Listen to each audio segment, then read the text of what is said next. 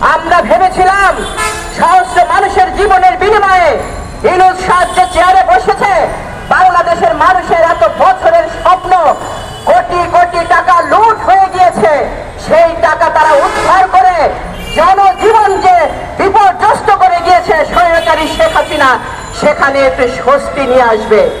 স্বস্তি তো দূরের কথা, নতুন করে শ্রমজীবী মানুষের মধ্যে যে আতঙ্ক তৈরি হয়েছে, ঔষধ থেকে শুরু করে গরিবের স্ন্যাক্স বিস্কুট পর্যন্ত তারা কর আরোপ করেছে, দাম বেড়ে গিয়েছে প্রতিটি জিনিসের। শেখ হাসিনার বাজার দর চলছে, শেখ হাসিনার যারা লুটপাট করে টাকা নিয়ে গিয়েছে তারা বহাল তবিয়তে আছে, কিন্তু জনগণের মাথার উপরে আবার এসেছে কর ভ্যাট বসেছে। আমরা তাই তীব্র প্রতিবাদ জানাতে চাই, সুস্পষ্ট করে বলতে চাই, এদেশের বামপন্থীরা ব্যবস্থা বদলের লড়াইয়ে আমরা ছিলাম, আমরা আছি।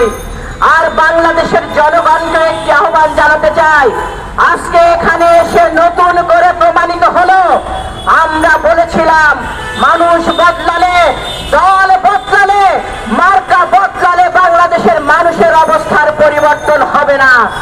এই যে পুঁজিবাদী ব্যবস্থা, এই যে স্বৈরাচারী ব্যবস্থাকে কায়েম রাখে যে সিস্টেম, তাকে পরিবর্তন করতে হবে এবং সেই পরিবর্তনের জন্য আমাদেরকে লড়াই করতে হবে।